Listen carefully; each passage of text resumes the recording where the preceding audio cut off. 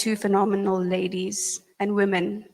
The former Minister of International Relations, Dr. Naledi Pandor, and the Al Jazeera English correspondent on the ground, on the home soil of Palestine, Gaza, Yumna El-Sayed.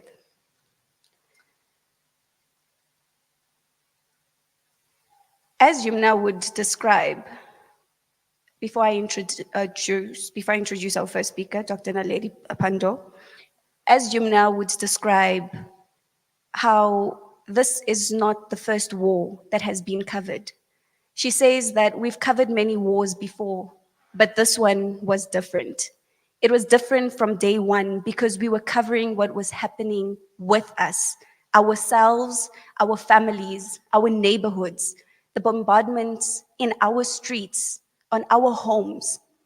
And it was difficult to maintain the sense of professionalism, as she says. But at the same time, you're basically reporting about your own children. She then goes to say that this was a moral duty about her and her people reporting about their own people being slaughtered. Yumna will be joining us a bit later today to inform us and to tell us about her experiences of reporting directly from the ground. But before then, allow me to introduce Dr. Naledi Pandor, who will be our first speaker. I think we all know Dr. Naledi Pandor, a human rights champion, a fighter, and we all know the tremendous achievements that were achieved under her when she was not just Minister of the Department of International Relations, but the other portfolios that she has held. I had the honor and privilege to also be there when she was conferred by the Palestinian president, who bestowed the Grand Star of the Order of Jerusalem to her in 2022. Before I ask you to join me in welcoming Dr. Naledi Pandor, I just want to quote something that she had said a few months ago. She said, "We did not meet the people of Palestine on October 8th. We've been together in the struggle for many, many decades." Allow me to introduce Dr. Naledi Pandor. Kindly help me introduce her.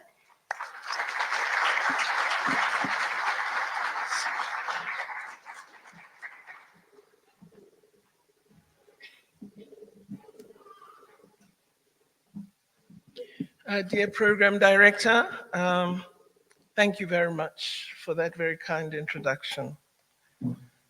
Bismillahirrahmanirrahim.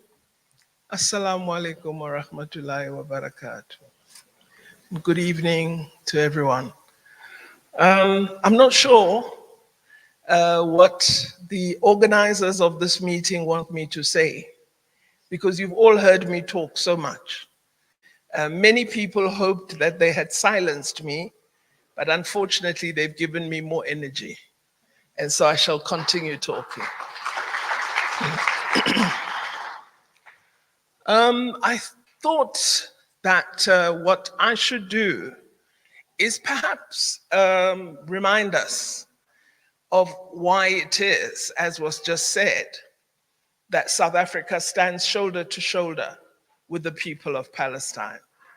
Because I'm always very careful to ensure that there's no impression created that the cause of the people of Palestine is something to do with Naledi Pandor. It's a concern of all freedom-loving South Africans. It's not a concern of the Muslim Ummah in South Africa. It's a concern of all people who believe in justice and human rights. So why do we have this sentiment in South Africa in particular? Because all over the world, I meet a range of communities, and all of them say that the feeling that they see of South Africans for the cause of the people of Palestine is stronger than any other community that they're aware of. Even among majority Muslim communities, you don't have the same sense of solidarity and identification. So they ask me why. I explain to them the history of South Africa's struggle for freedom. And I always believe it's important that we start there. Now, let me remind you, when I talk of the history, I will focus primarily on the role that was played by the liberation movements, and the principal agent among the liberation movements was the African National Congress. And for those of you who don't like the ANC, I'm not being political, I'm being historical. So the ANC, in the course of struggle, realized after several decades of struggle that they could not continue to wage the struggle with the strategies that they'd used from the inception of the organization in 1912. And thus they had a very deep analysis of what form of change there should be to the nature of strategy and tactic that they would use in order to strengthen and intensify the struggle against apartheid. They did something which we often don't do when we talk politics. They theorized political activism, and in that process began to give conceptual clarity to what needed to be done. And they coined this notion of what they called 4 pillars of the struggle against apartheid. And those of you who are readers know these pillars. The first of these pillars is a struggle must have mass mobilization. Very important. If you have the people with you, and when you need them to rise up, they understand that they must rise up, your struggle will achieve progress. Mass mobilization, very important. However, they recognized that this mobilization of the masses, given the context of struggle at that time, would occur in a condition where there was severe repression of political activism. And so in order to ensure that you could execute that first pillar of mobilizing the masses, you had to have underground structures. You needed to be organized with a core of trusted people that would convey the political message and the tasks that needed to be undertaken to the masses. So underground was very important, because through underground, literature that was forbidden could be made available. Through underground, political education to understand why you struggle was made available. Through underground, instructions from leadership that might be in prison or exile could be conveyed. So underground was significant to mobilization. The third pillar was that you had to ensure that you executed a program of international solidarity and isolation of the oppressive regime. That without international solidarity, the resources you needed for mobilizing, the moral authority required to support your struggle, those would be absent. And thus it was imperative that you address the issue of international solidarity and isolation. And how do you do this? With the liberation movements, they moved from country to country, speaking initially to government leaders, asking them that they must support a just cause against a racial oppression called apartheid. Many governments that were beneficiaries of the apartheid system, you would know, refused to provide support. But fortunately at that time, you also had a polarity in the world that allowed a dual existence. You had the West, but you also had Soviet Union on the other side. You had China. So you had alternatives of poles that could be approached to provide support. context I'll describe later is rather more different today. So they approached the various governments in the West. They did not get support. They got refusals from many. But our leaders, being thoughtful leaders, decided to approach civil society. And it was through the engagement with civil society that the matter of international solidarity and isolation was brought together. Because in talking to the sports bodies, you agreed no Springbok team would be played with. You agreed no artists from South Africa would be allowed in. You agreed with the unions that no goods would be offloaded. So the marriage of international solidarity and isolation happened very well. Then you had sanctions, where again, you needed to persuade, and that all of you know that the one that took the longest to secure was sanctions. And interestingly, we know from our history that the moment we had sanctions, particularly from the most powerful economies, apartheid began to crumble.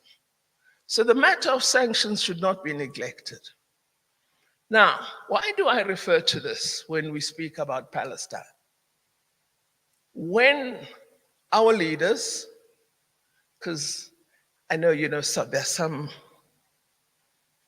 DA and, or there's so many new names now, Someone asked me, would I like to be a leader of something called AMA in Cape Town? I said, definitely not. But I say our leaders, because the work that they did gave us all freedom today. And because we enjoy freedom, they are our leaders.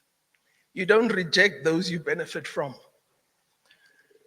Our leaders went to every country, as I said.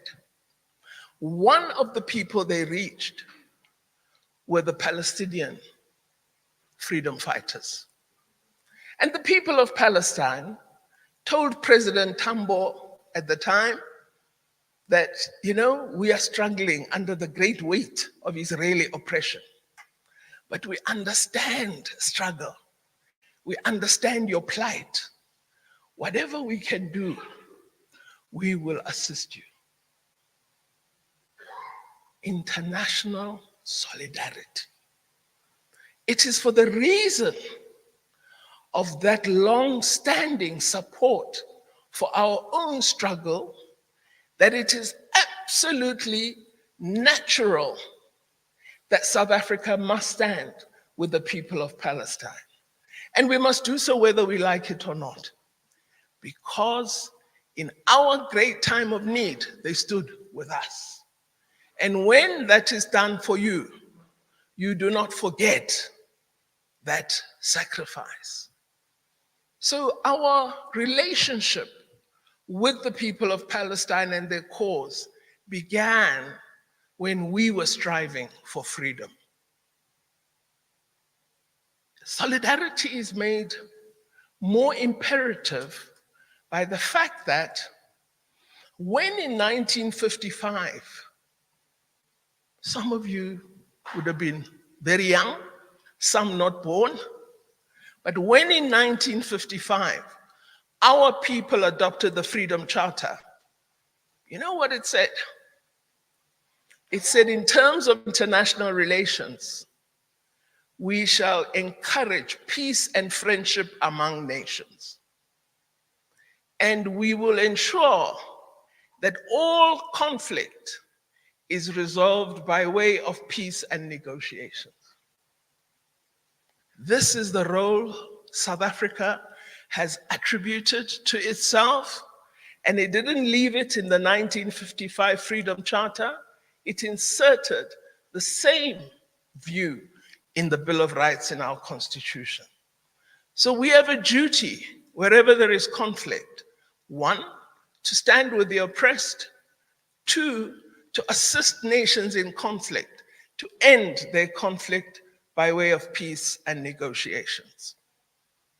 So it stands to reason that South Africa has to work closely with the people of Palestine. But some ask, isn't there more South Africa should be doing? Well, you know that in the course of observing the terrible onslaught against the people of Gaza and the occupied territories in the past few years, our government has stood solidly with the Palestinian people. But as we watched the murderous onslaught that began on October 8th, we determined that we could not sit by and do nothing as the government of South Africa. And we looked to international law. We are not naive, I want to make that clear. We know there's been terrible abuse of international law. We know it is executed along double standards, that it doesn't apply equally to the North as they want it to apply to the South. But it was our view that this needed to be put to the test in the interest of the people of Palestine. We felt we could not leave the current onslaught as something that we all merely observe, that we needed to take action on the global terrain and use international law as our entree to highlighting, one, the plight of the people of Palestine, but two, the role of the state of Israel. And so while many of my brothers and sisters criticize us, you've achieved nothing. Why did you go to the ICJ? Well, we had Israel standing in an international court, trying to defend the indefensible and failing to do so. And it was made to stand up there by this country. And I think it was a very important achievement of our country. I know it was, because I understand in struggle that struggle doesn't occur through one incident. You have to have a set of actions that build up a momentum that then allows you to make the necessary push. Some of you do not know that alongside submitting to the ICJ, we also approached the ICC to issue warrants of arrest. And so the application, 6 months after our letter, that has been made by the prosecutor to the criminal court, comes out of the actions we took alongside the International Court of Justice action. Many people know about the ICJ, but they don't know about the ICC approach that was made by South Africa. So I believe that our country has taken a very important step in seeking to bring to justice the murderous leaders of the state of Israel. But I believe we should not stop there. I know that many in our communities have been very active in protests, which is very, very important. But I believe that what we should do is engage our Palestinian brothers and sisters on the 4 pillars I have spoken about, and on a 5th one. I've mentioned the 4. The 5th one is, in order to successfully act on the 4 pillars, you must have united organizational form. So I hope, as we engage in continuous campaigns, as we protest, as we write to the newspapers, as we speak on the radio, as we march, as we provide humanitarian support, that we will also find brothers and sisters in Palestine and encourage them first to end the divisions between the freedom fighters and create a strong organizational form that would act in terms of the strategies that we adopted and utilize those to bring down the apartheid state of Israel.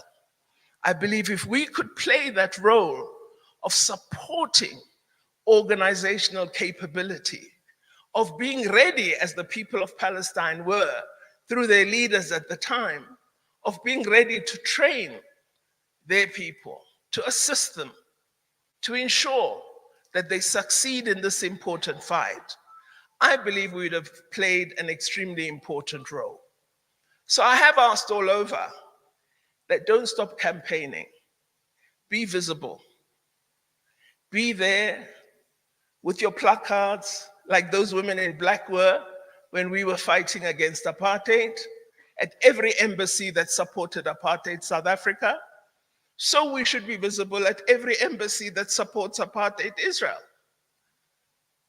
When there's a letter written, write 10 more. When there's an article, write 10 articles. In our community, most of you are literate, you are educated. I saw today in Cape Argus, there were 6 letters, horrible letters in support of Israel, and only 1 in support of Palestine. And I said, there's something wrong with us. We must write because they are writing every day. So we must write. We must be visible. We must speak up. We must hold up placards. We must be present. In addition, we must provide that political support which is so necessary to succeeding in a struggle. We as South Africans believe that every human being is deserving of their human dignity being respected. We believe all persons are equal. We believe everybody must enjoy access to human rights. We believe freedom is at the heart of being human. We believe justice is due to every person. All those beliefs should accrue to the people of Palestine as well. And I would say to us, we must not rest in our efforts until the day the people of Palestine have a document in their hand that says you have sovereignty, you have self-determination, you have freedom, you enjoy human rights. When that happens, then we could stop. But until then, we have to continue this fight.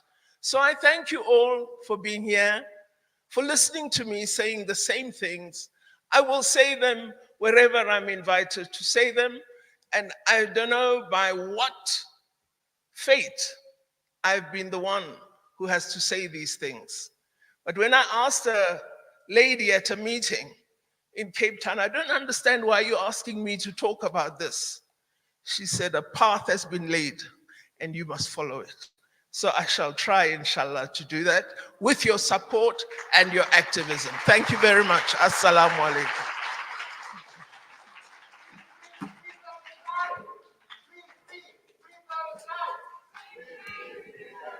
Free, free Palestine. Free, free Palestine. Palestine.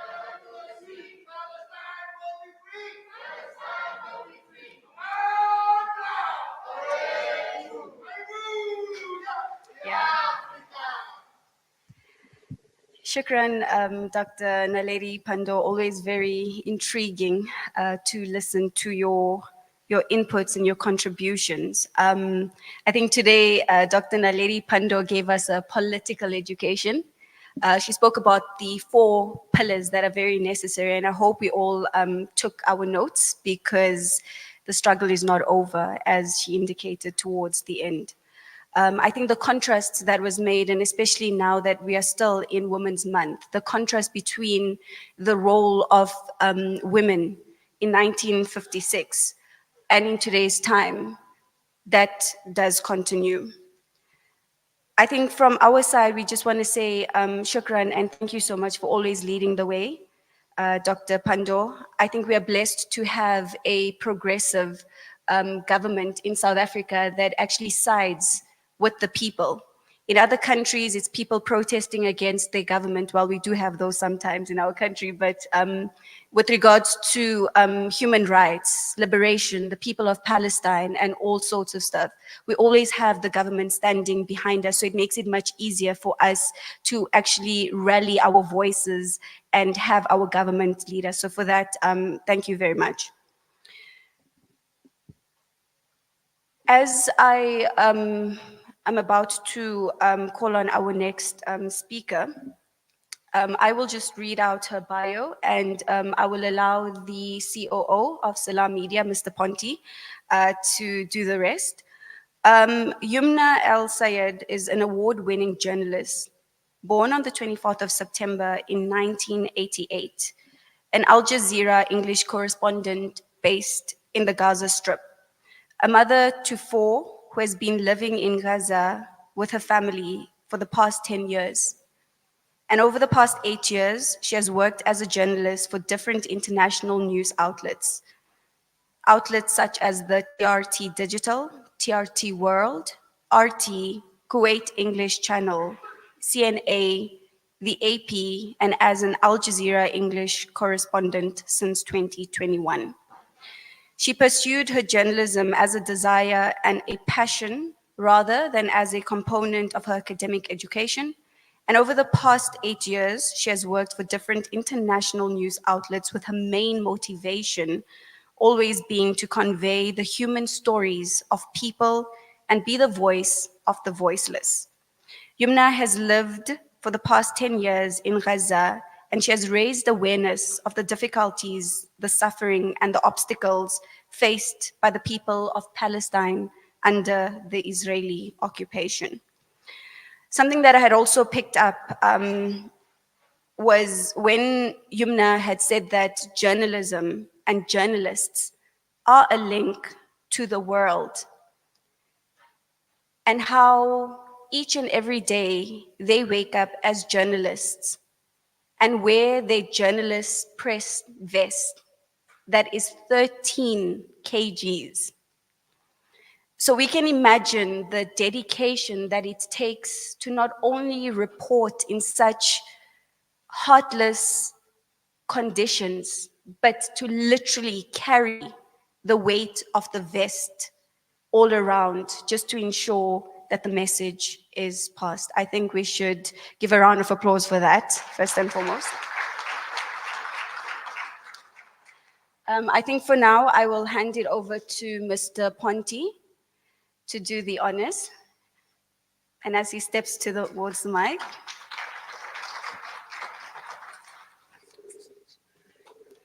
Thank you so much, Program Director Anissa Mazimpaka. Ladies and gentlemen, Assalamu alaikum wa rahmatullahi wa barakatuh. Good evening. It is an honor to stand before you today as we gather for this crucial event focused on the ongoing situation in Gaza, a matter that holds profound significance for us all. This evening, we are privileged to be joined by two remarkable individuals, two true powerhouses who have made extraordinary contribution to their respective fields and to the global discourse on human rights and justice. First, we have Dr. Naledi Pandor, whom you've just heard, former Minister of International Relations. Dr. Pandor's work has left an indelible mark on the international stage, where she has consistently championed the values of peace, diplomacy, and human dignity. Her deep commitment to these principles has shaped her leadership and continues to inspire us all. We are also honored to have with us Youmna El Sayed, a distinguished journalist from Al Jazeera who has courageously reported from Gaza. Her unwavering dedication to covering and sharing the truth from one of the most challenging regions in the world has been nothing short of extraordinary. Through her work, Yumna has given a voice to the voiceless and brought the realities of Gaza into the global consciousness. Together, these two powerhouses represent the strength, resilience, and relentless pursuit of justice that this event embodies. We are incredibly fortunate to have their voices and perspective guiding our discussion this evening. Yumna was initially identified by our director, Mr. Shamshir Khan, back in 2021, when an Israeli airstrike struck a high-rise building in central Gaza while Yumna was on set. Upon seeing that interview, Shamshir made an intention to one day bring Yumna in the country. And look at where we are today. Just this past Ramadan, I remember him making the first bold step of DMing Yumna on her Instagram. And today, as they say, the rest is history. We'd like to thank my director for his vision, for the dedication and foresight that he has for the company. Please join me in giving him a round of applause.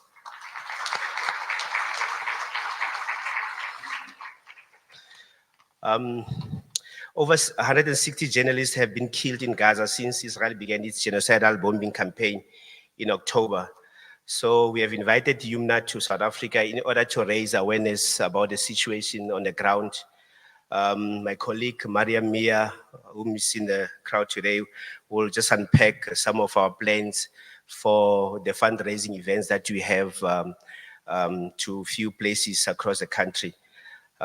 So with that said, I'd like to thank Yumna and her husband, Dr. Salahuddin, for making time to visit our shores and taking time from their 4 lovely children to be with us in the next 2 weeks. I would like you to join me in extending a warm and heartfelt welcome to Yumna al-Said. Jazakallah khair.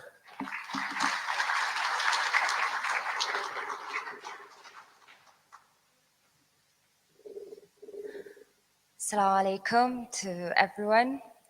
Good evening, ladies and gentlemen. It's truly an honor to be among you all here in South Africa. It's always me who's in these events, who's speaking and trying to communicate with the people, connect with them, and try to explain to them. But today, honestly, it was truly amazing and it really touched my heart to hear Dr. Naledi with her beautiful speech and wonderful words that I thank you deeply for.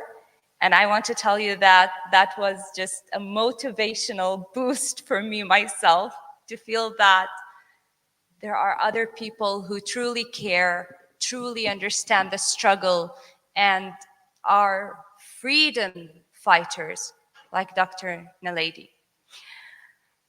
I come all the way from Cairo after I have, luckily, as a few Palestinians, been able to evacuate the Gaza Strip with my 4 children and my husband. We were able to evacuate to Cairo, which is just a couple of meters away from Gaza, but we had to pay a huge price to be able to cross. A price of waiting, anticipating, and a financial price.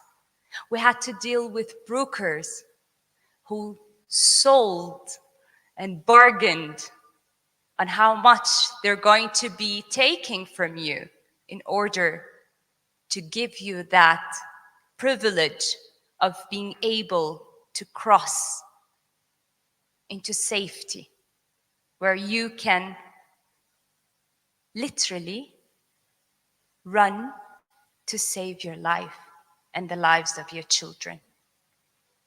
This has been the situation for over 100,000 Palestinians who were lucky, who had the privilege to escape from the ongoing slaughter in the past month in the Gaza Strip. We escaped the hell in Gaza just to find ourselves in an open-air prison called Egypt, where you are not granted as a Palestinian a residency or a permit to work, or a permit for education for your children to go to school. So you start thinking as a parent, now I live in a country that I don't hear bombardments in. It's supposed to be a safe place where I can wait for the ongoing genocide to end before I return back to my land. But I'm just waiting. Parents in Egypt from Gaza now, they think about the previous academic year that our children have lost in school and university, and look at the approaching year to be also lost because we're not granted that opportunity to take our children to school because we have no residencies. So the injustice imposed on you for the fact that you are a Palestinian is ongoing. It is not just in the Gaza Strip. It is not just in the West Bank or East Jerusalem. And the complicity of so many countries, of so many parties, of Western governments, even Middle Eastern governments, unfortunately. The complicity of international media in informing about what is happening, this unprecedented genocide. Since World War II, this world has not witnessed a genocide like the Gaza Strip has been witnessing for almost a year now. And trust me when I tell you that no matter how difficult it is, and how heartbreaking and heart-wrenching it is, whatever that you see, those videos and pictures that you see on your screens, on your social media platforms, they don't even reflect the reality of how tragic the situation is. They don't show you those details that the people are living within. You see a video for a couple of seconds or a minute or two of injured children in the hospitals, and the video ends and your heart hurts you and you cry for a while. But these children live in that pain day after day. They live with a struggle of no medication. They live with the struggle of no painkillers to ease their pain. They live with the pain of going or undergoing surgeries without anesthesia. And the trauma of being single survivors. Because most of their families have been killed in those bombardments.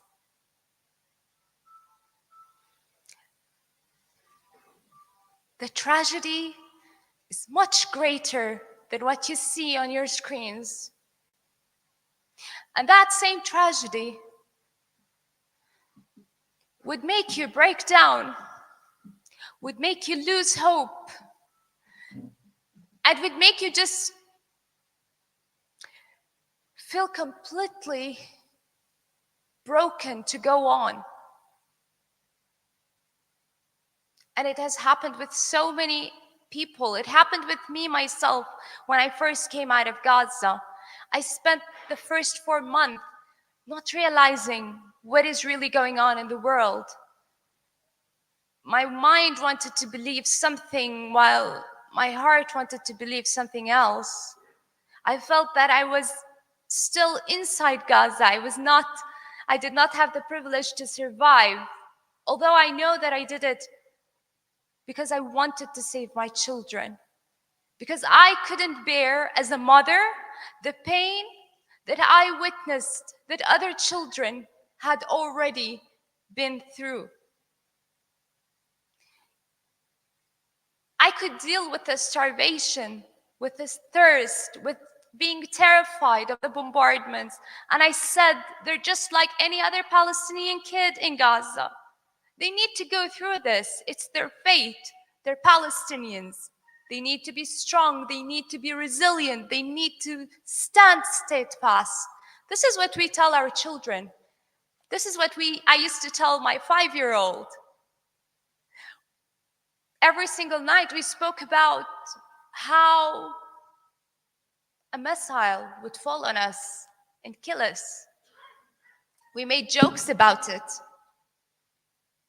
We made jokes about it. Our bedtime stories were how rapid and smooth being killed by a missile would be. That you don't have to worry. It's going to finish really fast. It won't take time. You won't feel anything. You won't go through any pain. But their constant worry was always, what if one of us survives? What if we survive and you die, or dad dies? That was their constant fear. Every time I went out to the field to report in these places under constant bombardments, I didn't feel safe, but I knew that at home, they weren't safe either. But I had to continue reporting because it wasn't about me. When I reported about a home that was being bombarded, even if it wasn't my own home, it would have happened to my neighbor. And it did happen to my own home after that. So it was just a similar story for everyone else in Gaza. That is how close you relate when you're in Gaza. I couldn't deal with the fact that I would watch one of my children being amputated without anesthesia, like I saw other children. These scenes, these moments that have passed very heavily on my heart, I can't forget them. And I won't forget them. But I remember them and I tell myself that I need to continue speaking about these struggles. I need to speak about their pain because I have that privilege. I have that privilege to speak to people around the world, to tell them the stories of Palestinians. And do not believe anyone when they say this started on October 7. It did not start on October 7th. We lived in Gaza, a besieged territory, for the past 17 years before October 7th. Our patients died because of the lack of adequate medication and medical treatment inside Gaza, because Israel did not allow us to enter the needed medications, medical equipment and tools. X-ray machines were not allowed into our hospitals. We struggled with reconstruction because we were not allowed to let it in. We struggled with the freedom of movement because we were not allowed to leave when we wanted to or come back when we wanted to. I lived in Gaza for 10 years My mother was not allowed to come one time to visit me during the whole 10 years. Not once. Because she was not granted a permit.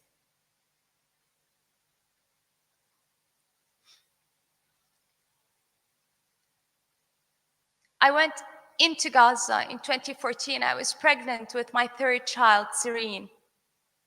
I was almost 5 months pregnant.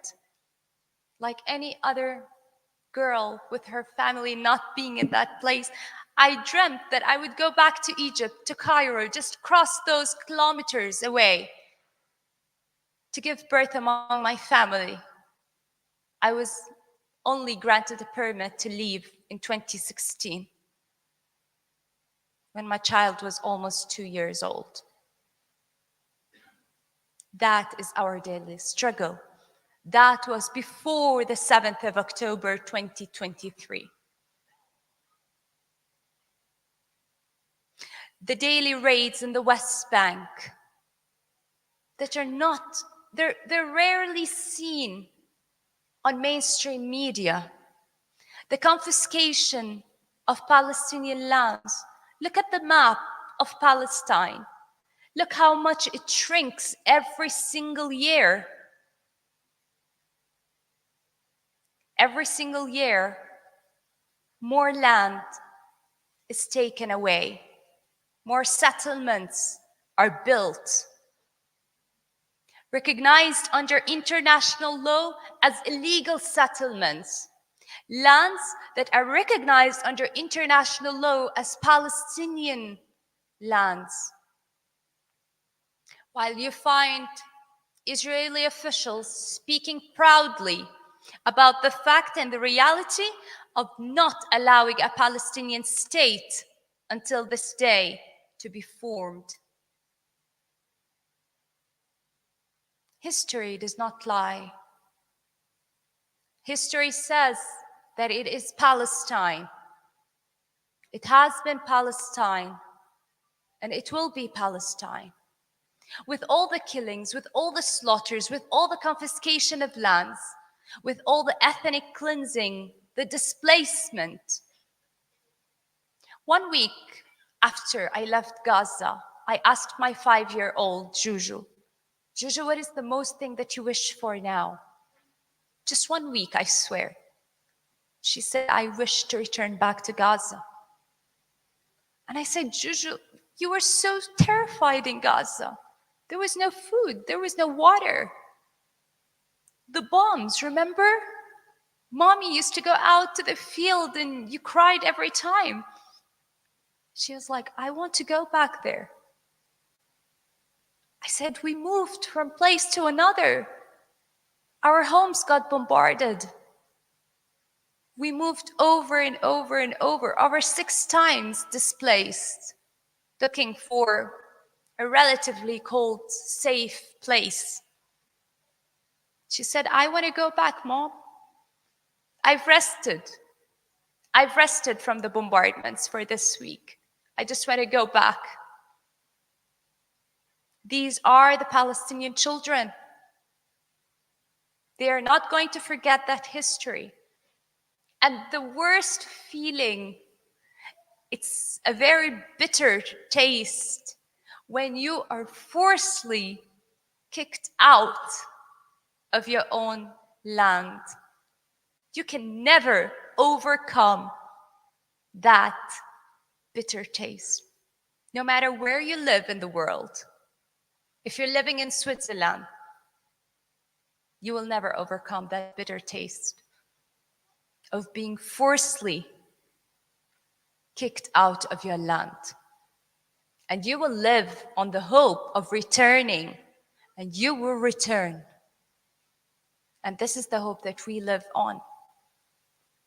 But for now, I believe that it's a fight for freedom. It's a fight for humanity.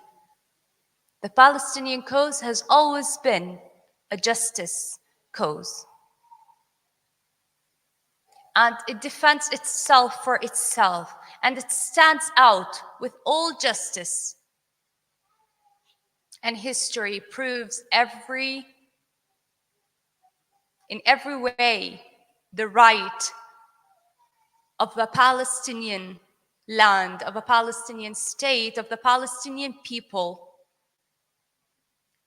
And it's our turn as human beings, those who stand out for the rights of humanity, to fight this fight, because it's a human struggle. I always spoke to the media before and I said, Israel has always been suppressing us as journalists from Palestine. And Western and international journalists have turned a blind eye on this suppression of freedom of speech until the day came and it was practiced on them.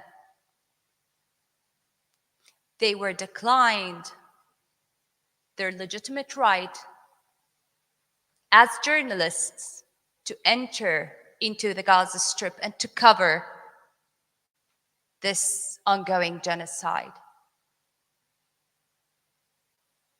They were not able to do that. And yet, they did not really fight the way they were supposed to. If it were any other country, if it were any other nation that has suppressed them in this way, that has taken away from them their freedom of speech, they have watched over 160 Palestinian journalists being killed. And they have been pretty much quiet about it. And those who have called and condemned, it wasn't as strong as it was needed from day one.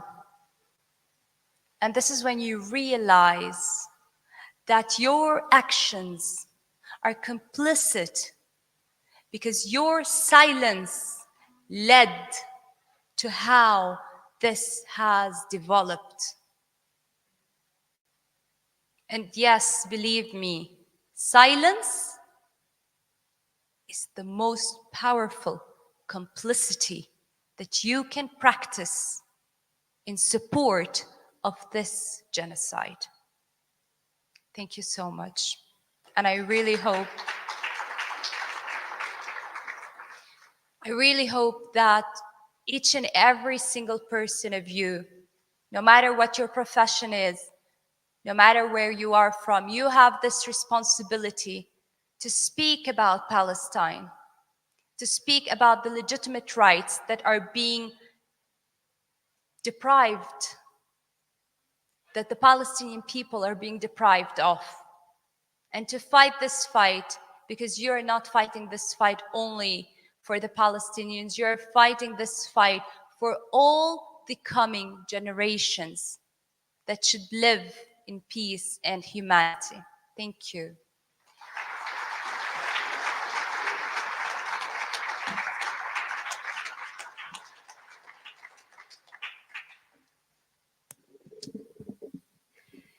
Shukran for that powerful reflection that definitely sends shivers down our spines. What if one of us survive? What if one of us survive?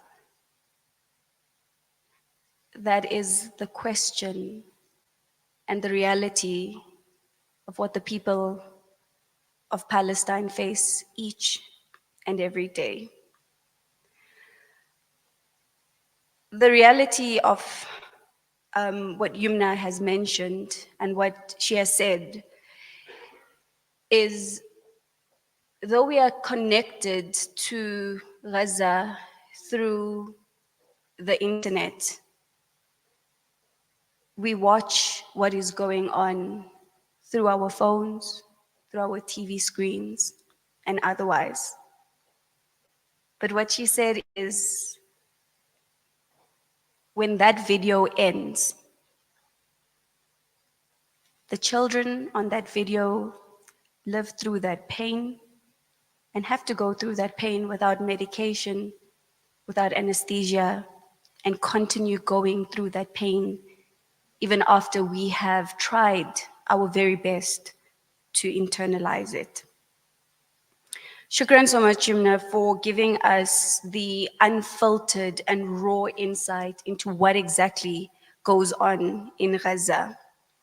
How we need to continue rethinking our humanity over and over and over again. And for reminding us that our silence is complacency, whether we like it or not. And as people who come from, as Dr. Naledi Pandor would have said earlier on, apartheid, we understand that. And I think it's a guarantee from the people in this room, multiplied by God knows how many, the population of South Africa stands behind the people of Palestine.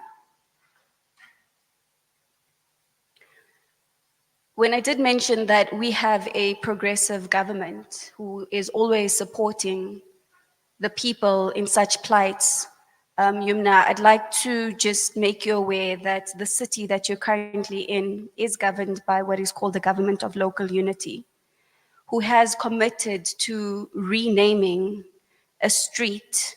Funny enough, it's a street that's near the US Embassy, to renaming that street after Leila Khalid. And that is our commitment and our dedication to the people of Palestine. And that street intersects with a recently renamed street of Winnie Mandela. So it just brings together the power of women and their contribution to the struggle. Just before I leave, there's a small snippet that says, if I must die, you must live to tell my story. And I think that has become your purpose, Yumna. Being a survivor and being there to tell us the stories of what happened on the ground. And that is something very powerful and something that no one can ever take away from you. And we thank you tonight for being brave enough to stand before us and tell us the realities without shedding a tear. And that takes a lot. It takes a lot. But let me not do the job of Selailo and Maria Mia, who will be coming up to do the vote of thanks. But ladies and gentlemen, can we just give one more round of applause for Yumna? Shukran so much.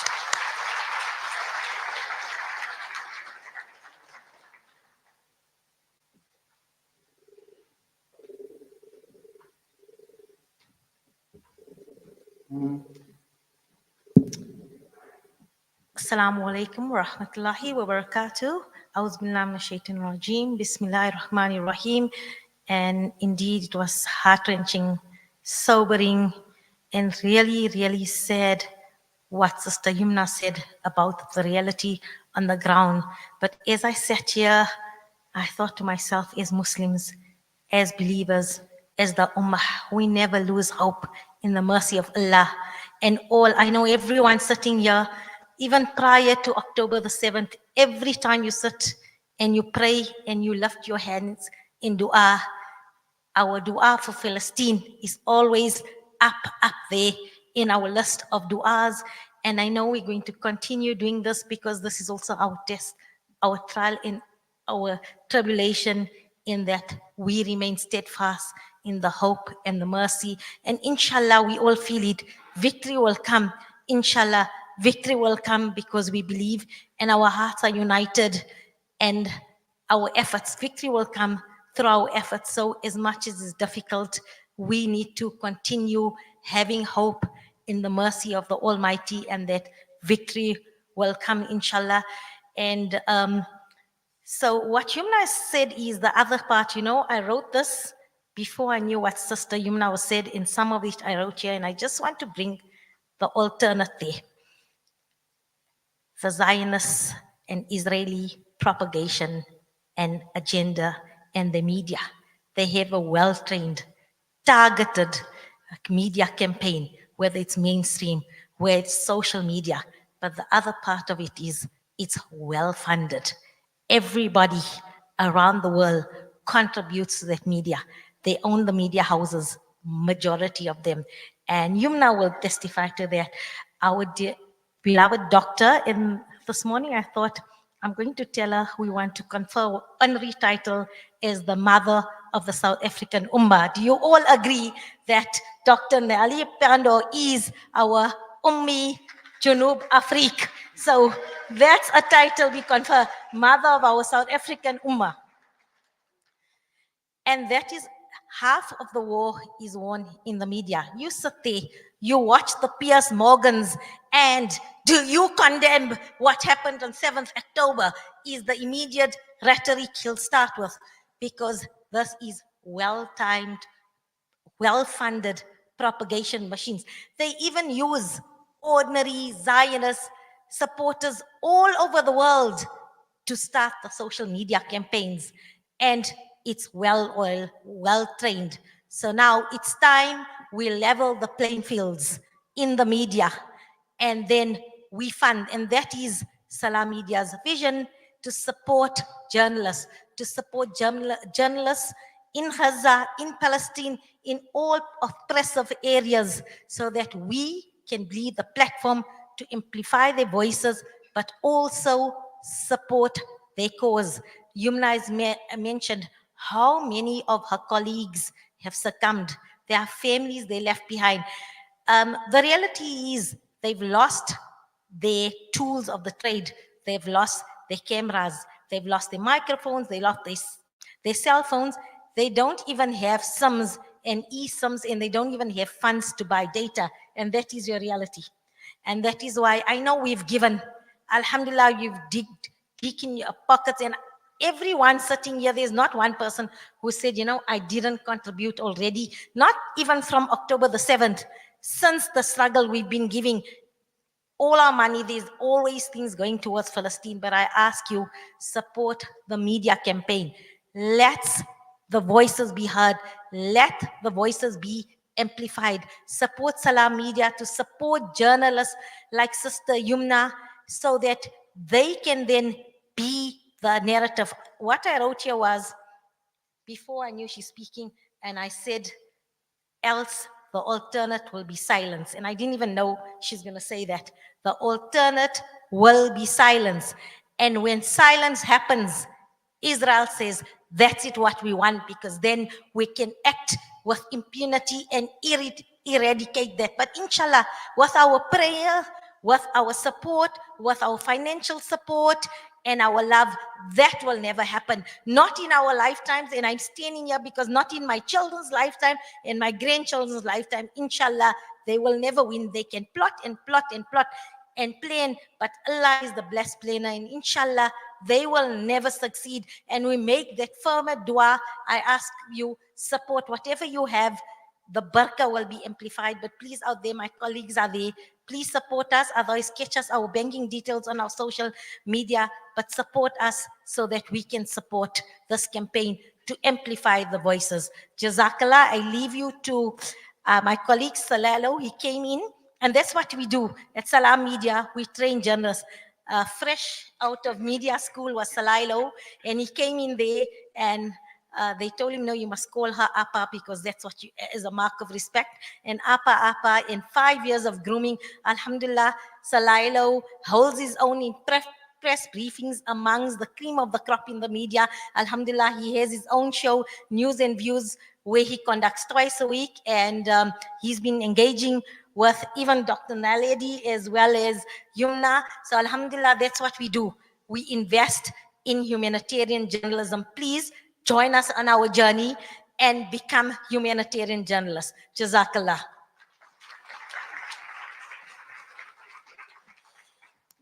Good evening, everyone. My name is Salailo Mokwidire, and I'm one of the anchors and one of the senior producers at Salam Media.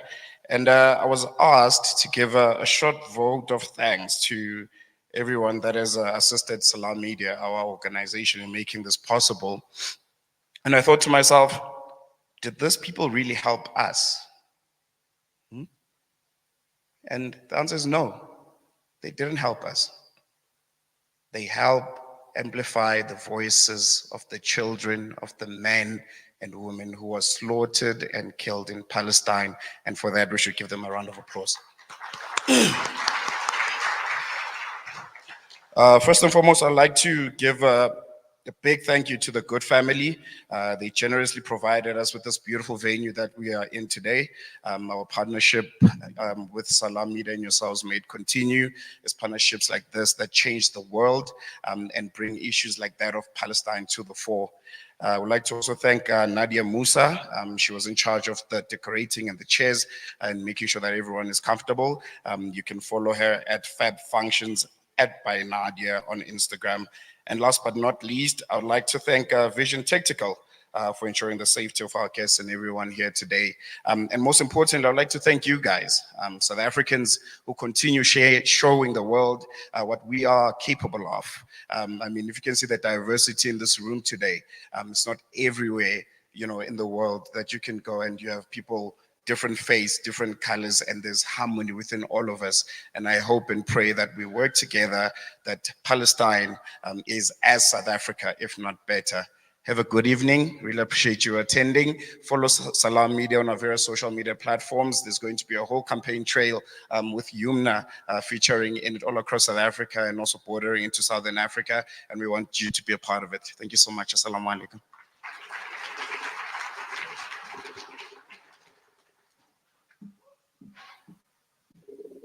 Shukran for everyone for attending. Can I just ask that our speakers come on stage? We're just going to have a picture moment. And I forgot to thank Mr. Shamshir for going into the DMs and bringing bringing Yumna finally on home soil. So I wanted to say thank you so much, Mr. Shamshir.